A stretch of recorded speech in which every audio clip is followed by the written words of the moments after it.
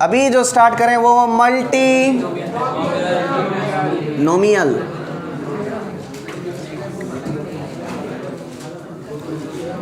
Theorem, multinomial theorem में binomial भी आता है, ट्राइनोमियल भी आता है, 4 पद वाले भी आते हैं, 6 पद वाले, 15 वाले, 20 वाले सभी आते हैं। जैसे ए बी है तो ए बी सी भी हो सकता है, ए बी सी डी भी हो सकता है, ए बी टू के भी हो सकता है, ए बी जेड तक हो सकता है, कुछ भी हो सकता है, बहुत सारे टर्म्स हो सकते हैं। हाँ करो। ओके, मल्टीनोमियल थ्योरम मतलब A plus B plus C plus D, पता नहीं कितने सारे r to the power n. ये एक्सपेंशन को क्या, ये एक्सपेंशन को क्या बोलेंगे? Multinomial expansion. क्या बोलेंगे? Multinomial expansion. अरे देसी। अब इसमें जो इसका जो जनरल टर्म होता है तो पहले देख लेते, पहले देखते हैं a plus B to the power n को का जनरल टर्म क्या? N C R, B to the power r और a to the power n minus r होता है। हाँ कर लो भाई साहब। इसी का सिग्मा होता है, r की वैल्यू 0 से लेकर के n तक। हाँ कर लो। क्या इसी का समेशन होता है 0 से लेकर के n तक? r की वैल्यू बदलेगी, NC0 पहला टर्म, NC1 दूसरा टर्म, NC2 तीसरा टर्म, ऐसे NCn तक। यही खोलते हैं तो ऐसा होता है। तो किसको लिखा जा सकता है? a plus B to the power n is equal to summation of 1 to summation of 0 to n NCr a to the power r b to the power n minus r। हाँ या ना? बात समझ में आई नहीं आई? समझा हुआ है पहले से? ओके, देखो अगर मैं ऐसा कर सकता हूँ तो इसका जनरल टर्म जो है ना, वो जनरल टर्म वो दिया हुआ है NCr, ऐसा NCr a to the power n minus r और b to the power r। देखो जरा उसका coefficient factorial n by factorial n minus r into factorial r। हाँ या ना करो? इसका coefficient factorial n by factorial n minus r into factorial r हो रहा है। हाँ या ना? क्या this is number of ways of permutation of n things, जहां पर n minus r things identical है और r things identical of second kind. देखो this is number of ways of permutation of n things where r things are identical of first kind and rest n minus r things are identical of second kind। ये बात समझ में आ रही कि नहीं आ रही? जो मैं कहना चाहता हूँ आपको समझ में आ रहा है? Factorial n by factorial r into n minus r factorial का तात्पर्य है कि n ऑब्जेक्ट का परम्यूटेशन करना है जहाँ पर r ऑब्जेक्ट एक जैसे और n माइनस r दूसरे जैसे। हाँ या ना? इसका मतलब ये है कि इस चीज़ का कोफिशिएंट वो होता है जहाँ पर n माइनस आर टाइम्स ए का permutation and r times b का परम्यूटेशन। हाँ या ना? b फॉर बॉल ले लो, a फॉर एप्पल ले लो। कितने बॉल है? r बॉल है और n माइनस r कितने? एप्पल कितने? n minus r। तो टोटल थिंग्स कितना हो गया? n things. n थिंग्स में से बॉल जैसे कितने? तो फैक्टोरियल n में बॉल का परम्यूटेशन। तो बॉल का परम्यूटेशन क्या होगा? बॉल का परम्यूटेशन बे ठीक से बोला करो, देख लिया करो। फैक्टोरियल r, क्योंकि r बॉल है, r और n माइनस r एप्पल है। n माइनस r का n माइनस r थिंग्स का permutation factorial n minus r। तो ये क्या हो गया? Number of ways of permutation of permutation of n things where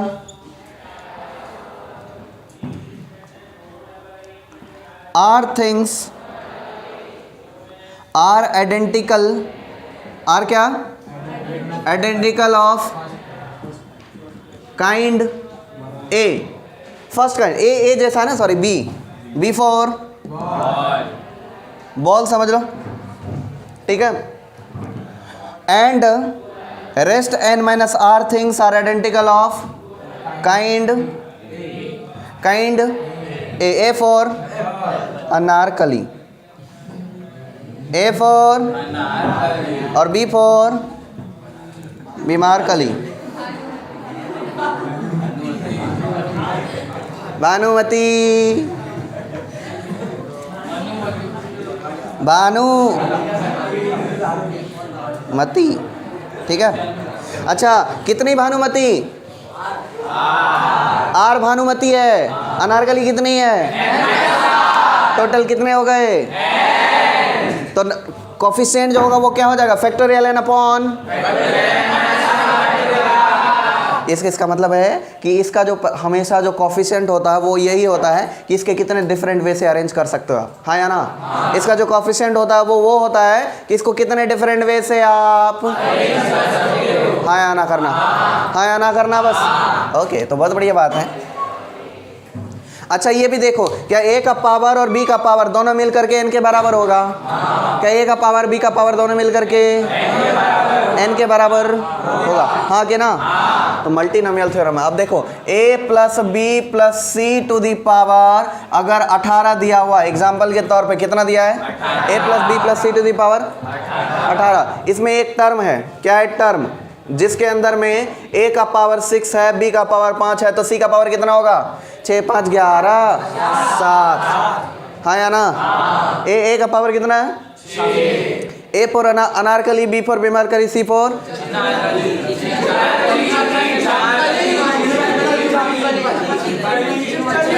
छिपकली, ठीक है ना, सही है।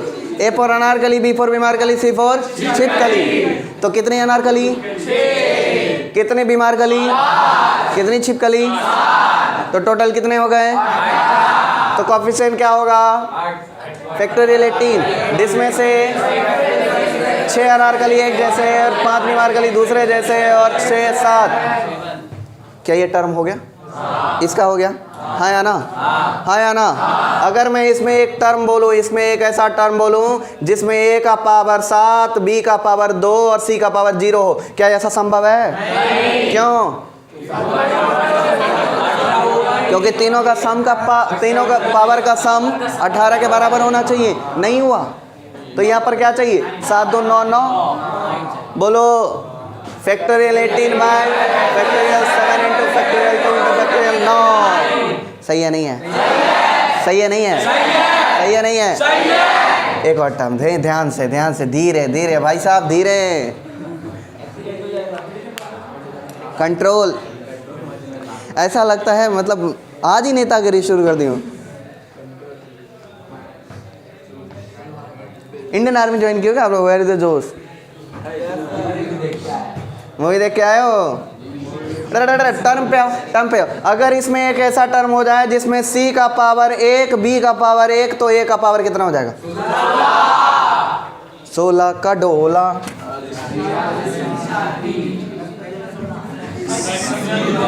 Factorial 1 factorial 1 factorial factorial 1 factorial 1 factorial. हाँ, अगर मैं ऐसा कहूँ कि एक टर्म ऐसा है जिसमें a का पावर 49 है, क्या ऐसा संभव है? b का पावर 0 है और c का पावर 50 कर देते ना भाई। b का पावर 2 हो गया 52, -2 हो गया, और c का पावर कितना होना पड़ेगा? -30। क्या ऐसा पॉसिबल है? क्या ऐसा पॉसिबल है? मल्टीनोमियल को खोलेंगे तो कभी इंटीग्रल पावर के अलावा कुछ और, तो ये भी तो इंटीजर है, लेकिन होल नंबर आता है पावर में होल नंबर आता है, ये होल, इसलिए गलत। अगर मैं कहूँ कि a to the power 4, b to the power 4, c to the power 12 10, बोलो फैक्टोरियल 18 बाय, जैसे बताएंगे a plus B plus C plus D is equal to, अगर n है, क्या है? n ना रख करके इस बार मैं 14 रख देता हूँ। तो इसमें a का पावर समथिंग होगा, b का पावर समथिंग होगा, c का पावर समथिंग होगा, d का पावर समथिंग होगा, हाँ क्या ना? समथिंग का नाम रख देते हैं x1 x2 x3 x4, और इसका टोटल जो टर्म होगा वो क्या होगा? Factorial 14 bye factorial x1 factorial x2 factorial x3 factorial x4, हाँ या ना? How many terms? यहाँ x1 x2 x3 x4 ये चारों का सम 14 के बराबर होना चाहिए। कितना होना चाहिए? x1 x2 x3 x4 का सम किसके बराबर होना चाहिए? 14। x1 x2 x3 x4 के इंटीग्रल सॉल्यूशन जितने आएंगे ना x1 plus x2 plus x3 plus x4 is equal to 14 के जितने इंटीग्रल सॉल्यूशन आएंगे उतने ही टर्म्स आएंगे इसके। हाँ या ना, बात समझ में आ रही कि नहीं? Number of terms is equal to number of integral solution of x1 plus x2 plus x3 plus x4 is equal to 14। ठीक है ना, मतलब इस 14 को इन चारों में किस प्रकार से कितने डिफरेंट वे से डिवाइड कर सकते हैं, उतने ही टर्म्स आएंगे। हाँ कि ना, उतने टर्म्स आएंगे। तो number of terms will be number of terms in a plus B plus C plus D. अच्छा, इन विन क्या लिखे, ऊपर की तो बात हो रही। Number of terms is equal to number of non negative. Zero हो सकता है इसमें से कि नहीं हो सकता है? Non negative integral solution of non negative integral solution of x1 plus x2 plus x3 plus x4 is equal to 14। That is 14 plus 3 17c3। हाँ या ना, नंबर ऑफ टर्म्स कितने मिलेंगे? 17c। हाँ करना, समझ में आया हो तो हाँ करना, नहीं आया तो एक बार और समझाऊंगा इस गोची को। आगे आएगा नंबर ऑफ टर्म्स कितने हो जाएंगे? x1 x2 सपोज ये 0 0 0 0 14 0 0 0 14 0 1 1 12 0 2 1 11 ऐसा करके होगा। तो जितने भी ऐसे पॉसिबिलिटी 4 वाले लिखने के होंगे, ठीक है ना, जितने भी ऐसे पॉसिबिलिटीज होंगे उतने ही टर्म्स आएंगे। तो ऐसे कितने होंगे? x1 plus x2 plus x3 plus x4 is equal to 14 के जितने भी इंटीग्रल सॉल्यूशन आएंगे, नॉन नेगेटिव इंटीग्रल सॉल्यूशन, और वो हो जाएगा 14 3 17 3 c 17c3। हाँ या ना, okay. So in general multinomial theorem रख देता हूं मैं, a1 plus a2 plus a3 up to ar। क्या? ar। कितने टर्म है इसमें? r टर्म्स है। का पावर क्या रख दें? n रख दे। This is summation of general term a1 a2 a3 dot dot dot an का a1 का पावर कितना? x1 a2 का x3 इसका x3 और dot dot dot xn, sorry xn हो जाएगा ना, जो कि आप डिवाइड तो नहीं समझ रहे हो ना? हैं AR कहते क्या? तो ये AR हो जाएगा और ये XR हो जाएगा, ठीक है ना। और नीचे इधर क्या होगा? Factorial of n by factorial x1 into factorial x2 into factorial x3 and so on factorial xn, ठीक ना। इसी का सिग्मा होगा ये मल्टीनोमियल, इसी का सिग्मा होगा। नंबर ऑफ टर्म्स कितने मिलेंगे? नंबर ऑफ टर्म्स कितने? Number of non negative integral solutions of x1 plus x2 plus x3 up to xr is equal to क्या होता है ये? n plus r minus 1 C R. This is equal to n plus r minus 1 C are minus 1 minus 1 sin n। अब ये सही है, ठीक है ना। n plus 1 C r, n plus r minus 1 C are minus 1, या फिर n plus r minus 1 C n. समझ? चलो एक एग्जांपल करते हैं। How many terms are in a plus B plus C plus D plus E plus F plus G plus H plus I plus J. कितने हो गए? 10 हो गए क्या? 10 हो गए। का पावर क्या रखे भाई? 252 रख दें? क्या रख दें? 252। अब फ्री में रख रहे हैं तो क्यों ना 1000 रख दें, पूरा राउंड फिगर। 1000 के नोट बंद हो गए, 2000 रख दें। टेंशन मत लो 2000 रख दें। कितने टर्म्स मिलेंगे?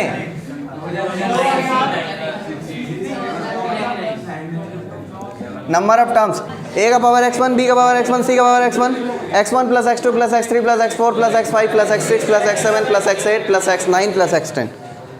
ठीक है ना, का होल पावर किसके बराबर होगा वो सब, x1 plus x2 up to x to the power x10 is equal to 2000। Number of solution कितने होंगे,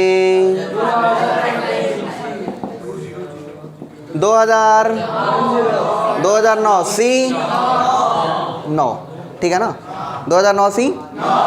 अब देखो एग्जाम्पल एक और लिखते हैं, एक टर्म रखते हैं सी, दूसरा एच, तीसरा ए, चौथा सी, अरे एक एच एक एच, नंबर ऑफ टर्म्स कितने होंगे हैं, शक्ति साथ देखें बहुत खुश हो जाएंगे भाई। इसको बिगाड़ करके 149 कर देते हैं, कितने हो जाएंगे, एक एस का पावर 1 2 3 4 5 6, 149 प्लस 6 155 हो जाएगा क्या, सी 6 154 सी 5 154 सी 5। इसको जितना भी सॉल्व करेंगे, जितने टर्म आएंगे उतने टर्म इस बाइनोमियल के अंदर, इस मल्टीनोमियल के अंदर होंगे। हाँ या ना, बात समझ में आई नहीं आ पाई? ओके चलो एक एग्जांपल करते हैं। How many terms are in x plus X square plus 1x square ओए होए प्लस 2 का पावर 14। क्या ये ट्राइनोमियल है, क्या ये ट्राइनोमियल है, क्या ये कितने टर्म है उसके अंदर, तो ट्राइनोमियल नहीं हुआ क्या, सॉल्व करने के बाद दो ही रहेंगे, कितने हो जाएंगे, x प्लस 1/x का होल स्क्वायर है ये, कितने हो जाएंगे इसके 28। नंबर ऑफ टर्म्स निकालें, नहीं इससे निकालें ना फॉर्मूले से, इसका पावर x1 और इसका पावर x2, तो मतलब x1 plus x2 equal to 28, हाँ कि ना, कितना हो जाएगा 29C1 29, हाँ या ना, वैसे भी गिन के भी कितना आता है 29 ही आता है, और ऐसे भी कितना आ रहा है, बात समझ में आई नहीं आ पाई, कॉपी करो। जब ये नंबर ऑफ टर्म्स, जैसे यहाँ पर 6 टर्म है और यहाँ पावर भी 6 हो जाए, तो 6 5 11 से 5 हो जाएगा, वो तो बहुत सरल काम है यार। हाँ अच्छा सम, अब binomial coefficient and important things, जो दोनों एक ही साथ पढ़ा दूंगा ना।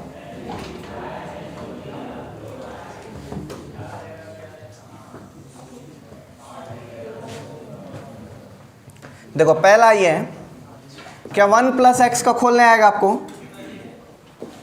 1 प्लस एक्स को खोलने आएगा, NC0 x to the power 0, क्या कर लो, और 1 टू द पावर n, क्या 1 टू द पावर n को लिखना जरूरी है, NC0 NC1 x to the power 1, हाँ कर लो, NC2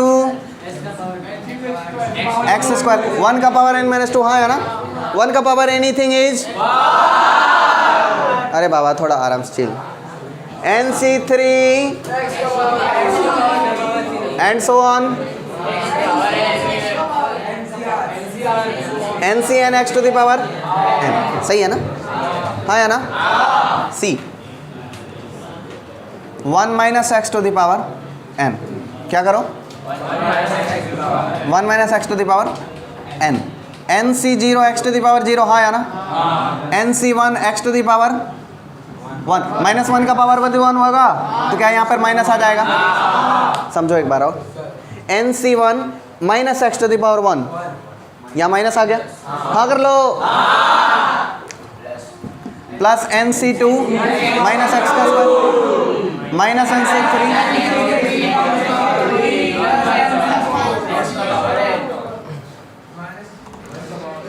minus 1 to the power n NCn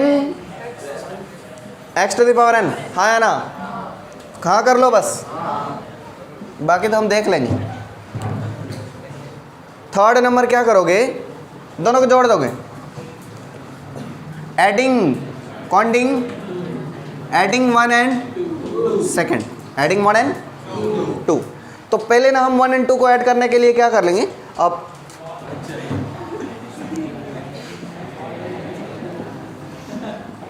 1 और 2 को ऐड कर दें। 1 plus X to the power n plus 1 minus X to the power is equal to, क्या ये सब कट जाएगा? क्या ये सब कट जाएगा? सारे ऑड वाले, ऑड सफिक्स वाले कटेंगे, 1 सफिक्स वाले, 3 सफिक्स वाले, 5 सफिक्स वाले, ऑड सफिक्स वाले क्या हो जाएंगे, और इवन वाले 2 बार हो जाएंगे। इवन वाले कितने हो जाएंगे? इवन वाले 2 बार। इवन वाले 2 बार मतलब 2 times of NC0x plus NC2x square plus NC4x 4 आखिरी तक। अब ये n पे डिपेंड करेगा कि वो क्या है, आखिरी वाला टर्म। डॉट डॉट डॉट से ही काम चला लेते हैं ना यार, और ब्रैकेट क्लोज कर दिया मतलब डेफिनेटली डिफाइंड होगा ही, हाँ ना।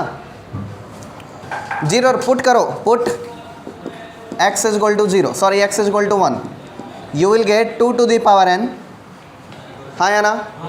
2 to the power n is equal to 2 into NC0 plus NC2, x is equal to 1 put करना है ना भाई, NC2 plus NC4 up to, क्या ये इवन सफिक्स वाले का sum is equal to 2 to the power n होता है? इवन सफिक्स वाले का सम का 2 गुना 2 टू द पावर n होता है, हाँ या ना। तो ये इवन सफिक्स वाला प्लस, अब एक और चीज़ देखो, third number, put x to the power, put x is equal to 1 in 1, क्या मिलेगा? 2 to the power n, 2 to the power n is equal to NC0 plus NC1 plus NC2 up to NCn। Sum of सारे binomial coefficient जिसमें even भी है और odd भी है, even भी है और sum of even coefficient, sum of even suffix, sum of even suffix, sum of odd suffix, दोनों मिला करके 2 टू द पावर n होता है। मतलब क्या ये और ये दोनों बराबर है? तो क्या ये और ये दोनों बराबर है? तो इसके आधार पर ये क्या है? 2 गुना सम ऑफ इवन सफिक्स। तो सम ऑफ इवन सफिक्स इसका मतलब आधा होता होगा और आधा ऑड सफिक्स होता होगा। इसका मतलब जो सम ऑफ इवन सफिक्स आता है उतना ही ऑड सफिक्स आएगा। तो मैं कह सकता हूँ NC2 यहाँ से 2 डिवाइड कर दो, sum of even suffix is equal to total by 2 मतलब आधा। तो सम ऑफ इवन सफिक्स आधा हो गया, तो बचा हुआ क्या है? Odd suffix. तो sum of even suffix plus sum of odd suffix is equal to 2 to the power n, और इसका मतलब है sum of even suffix is equal to sum of odd suffix, हाँ या ना। दोनों आधा आधा हो रहे हैं ना, तो दोनों आधा आधा हो रहे हैं, तो sum of even suffix is equal to sum of odd suffix. और देखो वो काम की बात ज़्यादा नहीं है, ज़्यादा काम की बात ये है कि 2 to the power n is equal to NC0 plus NC1 plus NC2 up to NCn। Sum of सारे को binomial coefficient is equal to 2 to the power n। ये चीज़ बताए थे हम इससे पहले भी, परम्यूटेशन कॉम्बिनेशन बताए थे।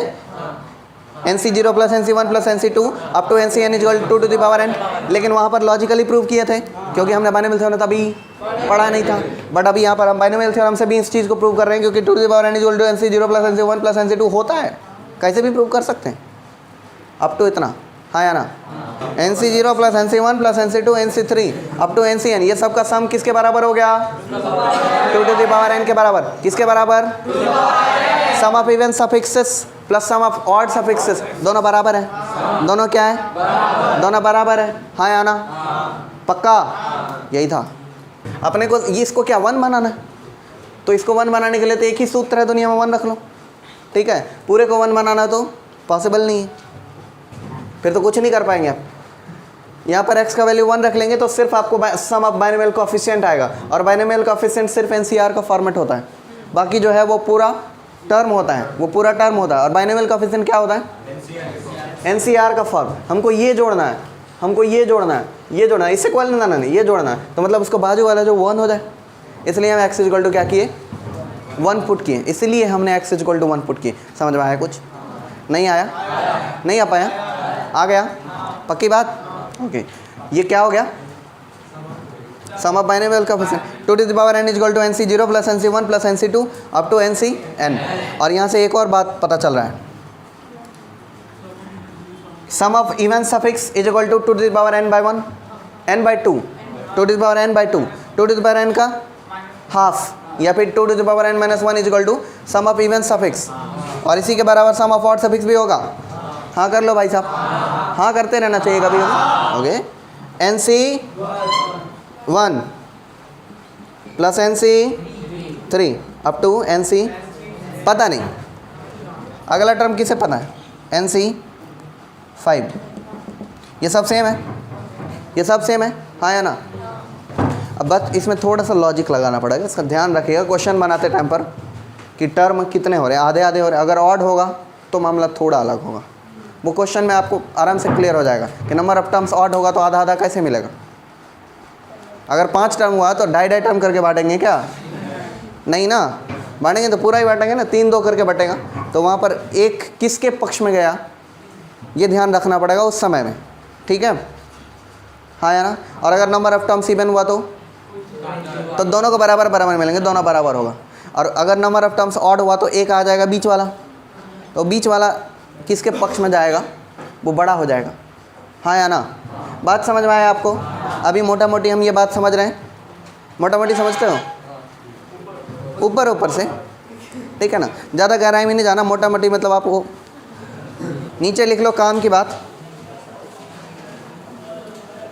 काम की बात। इस पूरे गोची में से आपको थ्योरी ढूंढना मुश्किल होगा, इसलिए काम की बात 3 लिखा देते हैं। सम ऑफ बाइनोमियल कोएफिशिएंट लिखो बाकायदा, sum of binomial coefficient is 2 to the power n, 2 to the power n, ठीक है। अगला लिखो sum of binomial coefficient of odd suffix, sum of binomial coefficient of odd suffix is equal to 2 to the power n minus 1। Language में लिखते हैं ज़्यादा याद रहेगा, 2 to the power n minus 1, 2 to the power n minus 1 लिखना आ रहा है ना, n minus 1 पावर ही है, 2 to the power n और -1 ऐसा नहीं करना है। कोई गारंटी नहीं है, बेवड़े हो आप लोग। तीसरा लिखो sum of binomial coefficient of even suffix, sum of binomial coefficient of even suffix 2 to the power n minus 1, ठीक है। और ऐसा लिखो summation of NCR 1 to n is equal to 2 to the power n minus 1। Sum of binomial coefficient of even suffix is equal to 2 to the power n minus 1। ये वाला -1 नहीं है, वहाँ वो लिखना, ये वाला like this 2 to the power n minus 1, ये इवन वाला में और यही ऑड वाला में, ये दोनों बराबर है क्या, ये 2 to the power n minus 1। चिंता मत करो, लिखते जाओ बस, जो लिखा रहा है एकदम सही है। 2 to the power n minus 1 और ये भी 2 to the power n minus 1, even suffix का भी और ऑड सफिक्स का भी, ठीक है। डॉट डॉट डॉट लगा दिए, और आपको तो वर्ड में लिखे हैं ना आपने, और अगला लिखिए जब इतना हो चुका हो तो, ठीक है। ये बातें आपको नहीं पढ़ाए हैं, अभी पढ़ा रहे हैं, अब तक क्लियर है ये 2 to the power n minus 1 का मतलब 2 to the power n का हाफ, जा हाफ बोलने का मतलब। अच्छा, ये NCR का समेशन 1 to n, ये 2 to the power n होता है से एक कम होता है, 2 to the power n की क्वांटिटी से एक कम होता है, क्योंकि इसमें NC 0 नहीं है, NC 0 नहीं है, हाँ ना। NC 0 नहीं होने की वजह से 1 कम हो गया, इसलिए 2 to the power n minus 1, ये भी यूजफुल चीज़ है। Summation of NCR from 1 to n is 2 to the power n minus 1, समझा। समेशन ऑफ 10CR 1 to 10 कितना होगा, समेशन ऑफ 10CR 1 to 10 कितना होगा, 1023। Find the sum sigma of 0 to 10, sigma of 0 to 10, summation of 20CK, summation of 20CK, K is 0 to 10, summation of 20CK where K is 0 to 10, limit है 0 से 10 तक। इस question को मैं बच्चों जैसे ही बनाऊंगा, 0 to 10 20CK is equal to what. मैं इसको एकदम बच्चे जैसा बनाऊंगा, किसके जैसा, 20C0 plus 20C1 plus 20C2 up to 20C10 चाहिए, हाँ कि ना।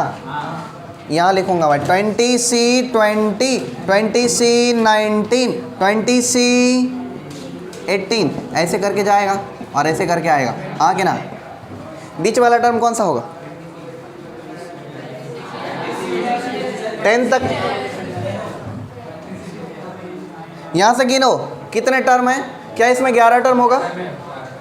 इसमें 11 टर्म होगा, तो 11 टर्म है यार, 0 1 से लेकर के 10 और 1 11, ठीक है। तो 11 टर्म का नाम रख दिया x, तो इधर से भी 11 टर्म क्या हो जाएंगे? x ही हो जाएंगे ना, x ही हो जाएंगे, दोनों बराबर होगा ना, दोनों बराबर होता है। ओके, तो ये देखो 20, 19, 18, 17, 16, 15, 14, 13, 12, 11, 10, क्या 10, क्या या 10, मतलब 20C 10 तक। इसमें अगर मैं एक 20C 10 जोड़ दूं तो यहाँ से एक 20C 10 हटाना पड़ेगा, हाँ कि ना, क्योंकि ये 10 तक तो x बन गया, तब ये मिल करके यहाँ तक 10 तक क्या बन जाएगा? x बन जाएगा। हाँ बोलो, हाँ करो। 0 से लेकर के 10 तक x बना और ये 20 से लेकर के 10 तक क्या बना? x बना। तो अब तक x plus x minus 20C 10 है, हाँ या ना। और ये सब किसके बराबर था? पहले 2 to the power 20 के बराबर था क्या? सबका सम किसके बराबर था? 2 to the power 20 के बराबर था। इसको छोड़ दो तो इसका सम C0, C1, C2, C3, C4, C5, C10, C11, C12, C13, C18, 19, 20, ये सब किसके बराबर है? 2 to the power 20 के, हाँ कि ना। अब देखना है कि यहाँ से लेकर के 10 तक वाला जो टर्म है वो 11 टर्म है। 1 2 3 4 5 6 7 8 9 10 11 12 11 टर्म है। तो इधर का 11 टर्म और इधर का 11 टर्म दोनों बराबर होगा क्या? हाँ या ना। लेकिन जब इधर से 11वां टर्म ढूंढने जाएंगे तो वो 10 मिलेगा, और ये 10 तो पहले ही यूज हो चुका है, तो हमको 20C 10 और चाहिए एक्स्ट्रा। तो 20C 10 हमने लाया, तो लाया तो उसको घटाना पड़ेगा, हाँ करना, लाया तो क्या करना पड़ेगा? घटाना पड़ेगा, सही है ना भाई। तो ये अब हो गया x plus x minus 20C 10 is equal to 2 to the power 20, हाँ या ना, हाँ या ना। ओके, ये हो गया x plus x minus 20C 10 is equal to 2 to the power 20। देखो ज़रा, 2x is equal to 2 to the power 20 minus 20C 10, हाँ या ना, plus plus it simplify that x is equal to 2 to the power 20, 20/2 करेंगे तो कितना मिलेगा? 2 to the power 19, sorry इधर से लिखना पड़ेगा, 2 to the power 19 divided by या प्लस 20C 10/2, ये आपका आंसर हो गया। क्या हुआ ये आंसर? समझ में आया कुछ? एक बार ये और समझते हैं, क्योंकि यहाँ आपका दिमाग तो भटक के भी नहीं जा रहा था। कैसा करना है? जा रहा था क्या? ऐसा करना था, ये जा रहा था थोड़ा सा सिग्नल ऐसा भी, इस वेव में भी, तो इस डायरेक्शन में भी थोड़ा सा वेव क्रिएट हो रहा था दिमाग के अंदर। बढ़िया बात है। देखो हमें 20C C0 से 20 तो सब में है ना ऊपर सफिक्स, बोल दें इसको C0 और इसको C1, इसको C2 बोल दें, NCR को CR बोल दें। NCR बार बार कौन बोलेगा? हाँ करो ना भाई, ऐसे मुर्दे जैसे मत पढ़ा रहो बस। C0 जोड़ना किस किस को है? C0 plus C1 plus C2 plus C3 plus C4 plus C5 plus C6 C7 C8 C9 C10, C10 तक जोड़ना है। C0 C1 C2 up to C10 तक जोड़ दिया, ठीक है। और हमें पता है कि C10 plus C11 plus C12 C13 14 15 16 17 18 19 20 तक 2 to the power 20 होता है, हाँ कि ना, हाँ या ना। तो हमने जो टोटल लिख दिया यहाँ से यहाँ तक, इसको बाद में लिखे थे, इसको बाद में लिखे थे ना। अब देखा कि ये चीज़ x हो गया, और फिर से देखा कि इधर से 20 टर्म तक, इधर से 11 टर्म तक का सम है ये, और इधर से भी 11 टर्म तक का सम, दोनों बराबर होगा, क्योंकि ये इसके बराबर है, आखिरी वाला आखिरी के बराबर, सेकंड आखिरी सेकंड लास्ट के बराबर, थर्ड लास्ट के बराबर, फोर्थ लास्ट के बराबर, ये दोनों बराबर है, ये दोनों बराबर, ये दोनों बराबर, ये दोनों बराबर बराबर बराबर बराबर बराबर। ये एक x 11 टर्म तक का सम अगर x है, जो हमें चाहिए, क्या चाहिए, जो हमें चाहिए वो x बोल दिए, तो ये भी तो x ही होगा 11 टर्म तक का। तो देखते हैं, पहला टर्म में c कितना होता है? 20 होता है। 11 गिनते उंगली पे, इस पे गिने 11 3 3 9 3 2 यहाँ तक आना चाहिए। 20 19 18 17 16 15 14 13 12 11 10 10 मतलब लोअर सफिक्स 10 होगा तभी 11 टर्म होंगे। देखो उंगली पर, लोअर सफिक्स 10 होगा तब क्या होगा? 11 टर्म होंगे। लोअर सफिक्स 10 होगा तो 11 टर्म होंगे।